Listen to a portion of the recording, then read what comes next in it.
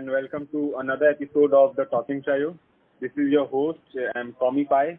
With me, I'm having today Babu Rao. Hello. And a new member who joined the Talking Chayo today. His name is Vitamin Putin. Hello.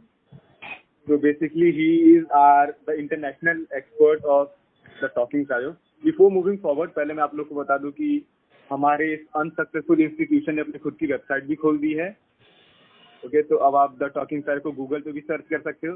उससे आप जाके हमारे articles पढ़ सकते हो और हमारे जो बेसिकली पॉडकास्ट की वीडियो जिनको एक दिन यूट्यूब हटा देगा उसको आप हमारी खुद की वेबसाइट पे देख लोगे. ठीक है, अपना खुद का होना चाहिए, तब तक चाय के मकान में रहोगे. खैर, यही बताना था. बहुत बड़ी अचीवमेंट है हमारे लिए. वर्डप्रेस से हमने वेबसाइट खोली है क्योंकि गोडैडी वाले पैसा मांग रहे हैं. यहाँ पे बस इतनी गरीबी चल रही है. मेरा आधा टेम्पर ग्लास में एयर बबल्स बने हुए हैं. 50 रुपए का आता है लेकिन मैं नहीं चेंज करवा पा रहा. क्यों? गरीबी चल रही है, क्या कर सकते हैं. गरीबी चल रही है लेकिन फिर भी हमें इंटरनेशनल इश्यूज पे बात करनी है. बात इंटरनेशनल होनी चाहिए भाई. शौक नवाबी है हमारे. So, Vitamin Putin, start the show. Okay, so Vitamin Putin, being an international correspondent of the Talking Chayo. You can use any medium of language. Start. China wants USA over a Taiwan trade, and Biden calls expected to cover a Taiwan-Ukraine.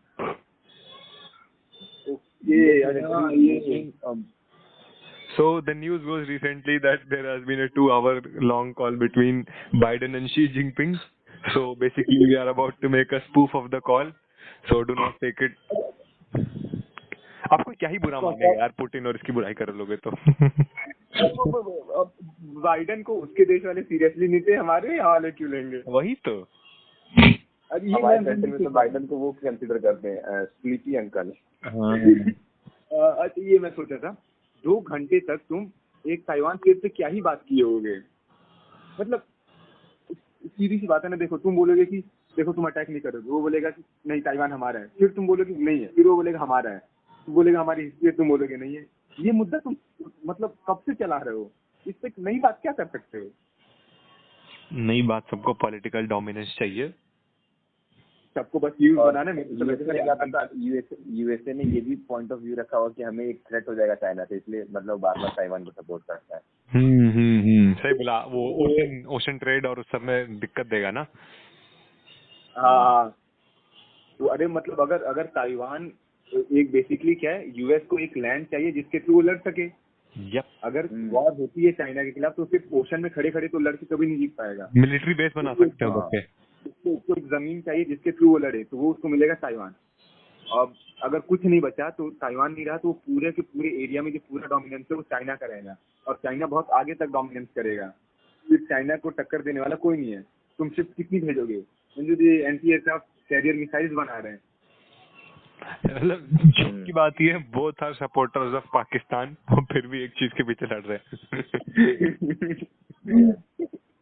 अरे मैं ये सोचा था, China से तुम किसी मुद्दे पे कैसे, जैसे हमारा क्या होगा जो ये गलवान वैली, हाँ गलवान वैली, तो उसको लेके नहीं मीटिंग बैठती हैं जनरल लेवल वाली, ये लेवल वो लेवल वाली जो मीटिंग हमारी बैठती हैं. तुम बेसिकली 3 घंटे चली, 4 घंटे चली, क्या चलती होगी. तुम गए, वो आए, ग्रीट किया एक दूसरे को, अंदर गाली दी, जो भी दी किया, उसके बाद इधर से बोलेंगे कि ये तुम्हारा नहीं है, वो बोलेंगे हमारा है. फिर इसमें कितनी देर तक क्या चर्चा चली, आखिर में क्या कंक्लूजन निकला. वही ना. मतलब प्रॉपर्टी के पेपर में मुझे लगता है ये कंक्लूजन निकलता है कि हमें अगली मीटिंग कब वो करनी है, शेड्यूल करनी है. Good one. वो लोग हैं ऑफिसर, ठीक, उनको नीचे से सिपाहियों को ले गए. तो पहले एक बोलेंगे हमारे यहाँ वाला पहले चाय सर्व करेगा. फिर आएगा चाइना वाला, वो कुछ सर्व करेगा. 10 मिनट बातचीत करेंगे. 10 मिनट से ज्यादा की बात ही नहीं है. इधर से बोलेगा कि हमारा है, वो बोलेगा कि नहीं तुम्हारा नहीं हमारा. फिर अरे छोड़ो ये सब बातें, मेरी तो परसों रिटायरमेंट और बताओ. परसों. या फिर ये चलेगा कि तुम्हारे देश का प्रधानमंत्री चाय वाला तुम्हें कब जनरल बना रहा है. अरे आप क्या करें, हम तो उनकी वो काफी नहीं कर पा रहे तो मुझे जनरल नहीं बना रहा है. मेरी रिटायरमेंट है फिर भी मैं पॉलिटिकल स्टेटमेंट देके जनरल बनना चाहता हूँ. हाँ मतलब सही में अब अगले मतलब एकदम वो नहीं होता है, दो दोस्त अब बहुत देर से बात कर रहे थे, जाने के लिए हाथ मिलाते तो है लेकिन हाँ। हाथ छोड़ने से पहले आधे घंटे तक बातें करते हैं। Yes yes yes. इधर से पता है शी जिनपिंग का जो वो होगा लेफ्टिनेंट जनरल कहेगा, अरे हमारे यहाँ तो जिनपिंग कहता है जिसकी कम मार्क्स को लेकर उसको मैं जनरल बनाऊंगा, ज्यादा को लेकर उसको मैं लेफ्टिनेंट जनरल वहाँ पे एलओसी पे वो करूंगा, उसको मतलब तैनात करूंगा। अरे इनके ये सही में मैं सोचते कि इधर से बस अब लास्ट डेट की, चलो कब मिले, अगले महीने नहीं यार पहले जरा सोचते हैं, मैं वहाँ पे इंस्पेक्शन का सोचे, जाने से पहले इंस्पेक्शन के नाम पे जो भी लूट लूं। Classic military joke. गजब खेल होता है यार इंस्पेक्शन के नाम पे। अरे we should not talk about this, we should not talk about this. क्योंकि अब इंस्पेक्शन पे कौन ध्यान देगा, अब तो नई अपॉर्चुनिटीज आई है, अब तो अग्निवीर आएंगे पैसा देने। अग्निवीर पे आपका क्या कहना है, विटामिन पुटिन?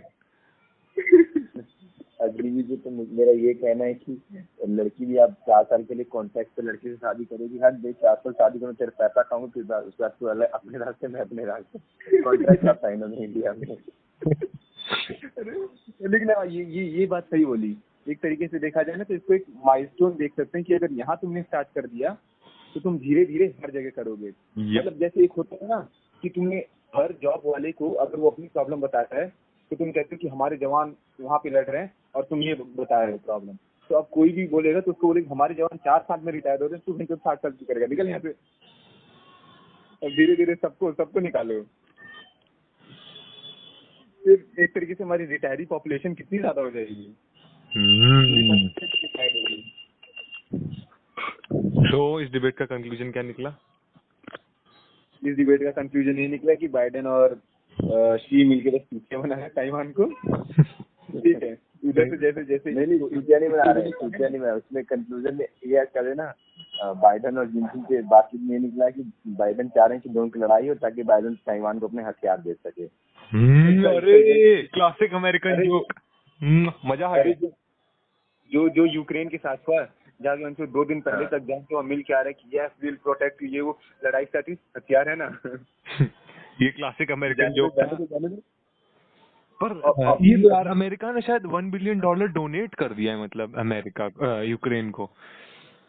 डोनेट नहीं, स्टार्टिंग में फंडिंग दी है, लेकिन इस स्टार्टिंग की फंडिंग का मतलब क्या है, जब लड़ाई खत्म होगी ना तो फंडिंग के नाम पे तुमसे गुलामी करवाएंगे।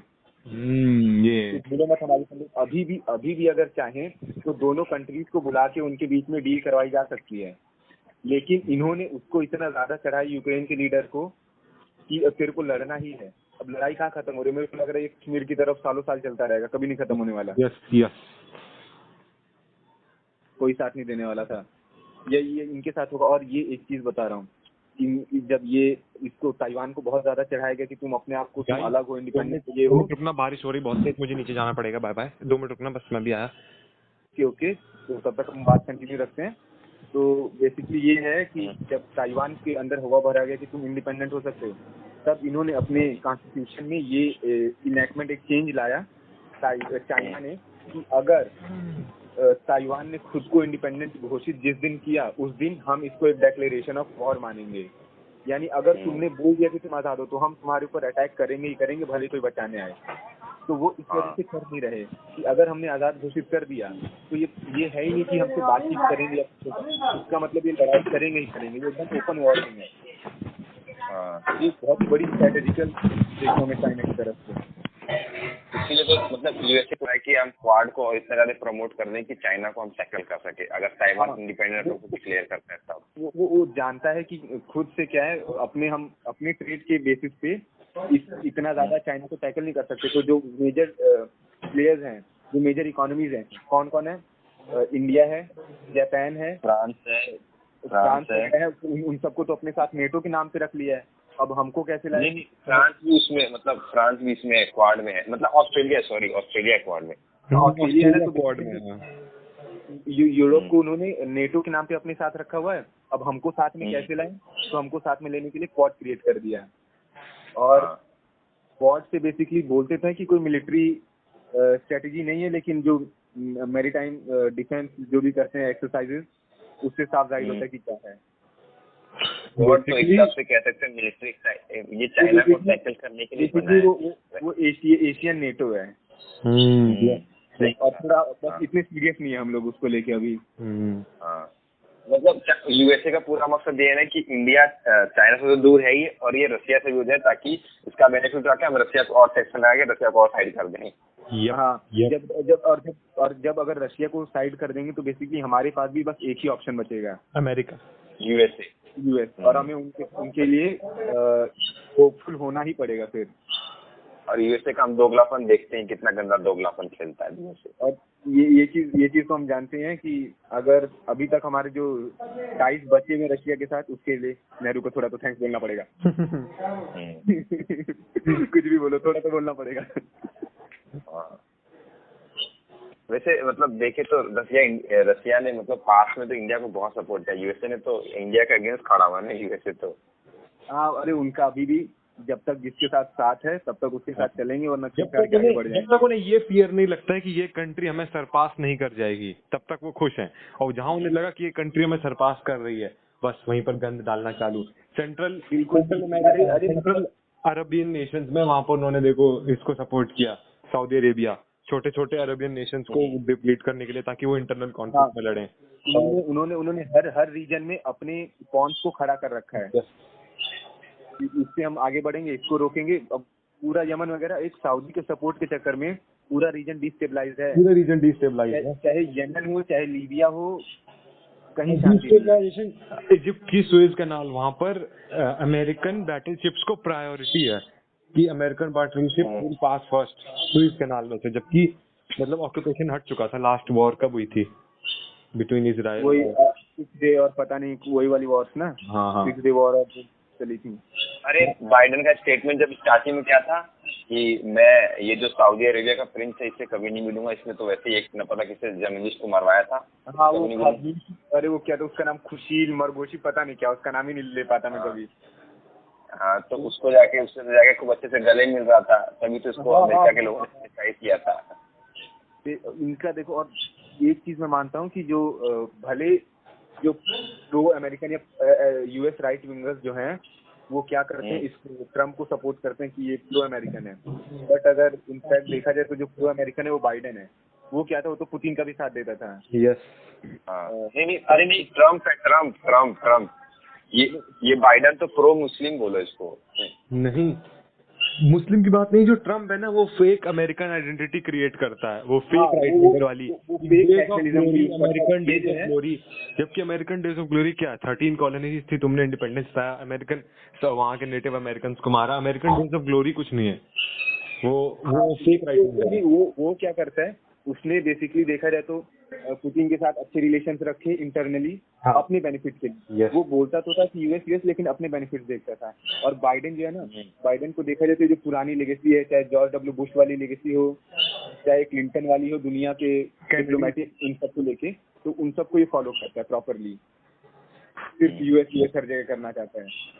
ट्रम्प तो बस एग्रेसिव माइंडेड लगता था मुझे। उसको बस अपना चाहिए बिजनेस मस्त एकदम। Business man. हाँ, अभी ट्रम्प के होटल की रेटिंग देख लो, सबसे गंदी सी है अमेरिका में। अरे अभी उसका वो अभी भी चल ही रहा है ना, 6 जन वाले जो इंक्वायरी चल रही है उनकी। लेकिन ट्रम्प से बड़ा चालाक कोई नहीं को पता है। उसकी वाइफ वही कॉन्ट्रैक्ट पे शादी हुई थी ना, तो छोड़ने वाली थी। उसने क्या किया, पूरी प्रॉपर्टी ने वाइफ को दखल कर दिया, बोला जाओ अब जाओ, छोड़ दिया फिर जाओ। अरे वो बहुत ठरकी इंसान है। सही बोले, क्योंकि वो जब इंडिया में आया था तो कैसे कहता है, मतलब उसका भाषण मुझे अभी भी याद है, सचिन तेंदुलकर DDLJ। उसका जो बोलने का तरीका है ना, हाँ एकदम सही बोला। जो सचिन फिर तेंदुलकर में रुक के एक कॉल, अरे बहुत पॉपुलर है वो वाली उसकी जो क्लिप है। जो गुजरात में मोदी ने वहाँ पे भी पॉलिटिक्स खेला था, गुजरात में बुला के। अरे वो गुजरात में वो याद है, सेकंड चीज जो होटल से लेके एयरपोर्ट से लेके जो स्टेडियम तक के रास्ते में जो गरीब थे, इनके इस तरफ दीवार बनवा दी थी रातों रात। हाँ सही बोले आप। मैं बोला कि किस लिए यार, अब वो गरीब देख लेंगे तो क्या वापस चला जाएगा क्या गरीबों को देख के? दिखाओ ना बोलो कि ये देखो जो तुम्हारा कैपिटलिज्म है उसी का असर चल रहा है मेरे गुजरात में। Capitalism, पड़े हुए अभी चलो तुमको अडानी का स्टेडियम दिखाऊंगा मस्त। Class inequality. हाँ, अब तो मैं जाके अपना स्टेडियम दिखाऊंगा। Yes, correct. चलो अडानी का स्टेडियम दिखा दो जहाँ पे अडानी ने खूब अच्छा सारा सीमेंट लगाया है और मेरे से कर्ज लिया, मैंने उसका कर्ज भी माफ कर दिया है। मस्त एकदम। और नहीं देखा पहले स्टेडियम को रेनोवेट किया, बहुत तगड़ा बनाया। नाम क्या रखा? सरदार वल्लभ भाई पटेल स्टेडियम। हर जगह तुमने सरदार साहब की जो वल्लभ भाई साहब की जो एक इमेज है उसके लिए काम किया। स्टेडियम बनवाया, नाम रखा, कुछ दिनों बाद नाम बदल दिया नरेंद्र मोदी स्टेडियम।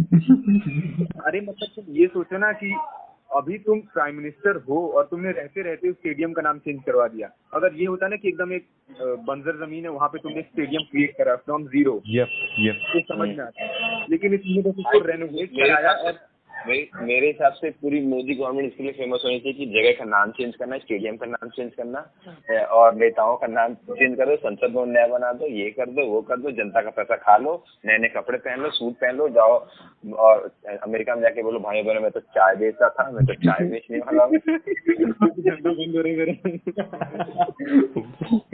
भैया I can see our business dropping. हमारे शेयर नीचे गिर रहे हैं। इन्वेस्टर्स का फोन आ रहा है, हमको बोर्ड से निकाला जा रहा है। First of all, thanks for you all to listening and my team for joining me. जय हिंद, जय भारत। जय हिंद, जय भारत।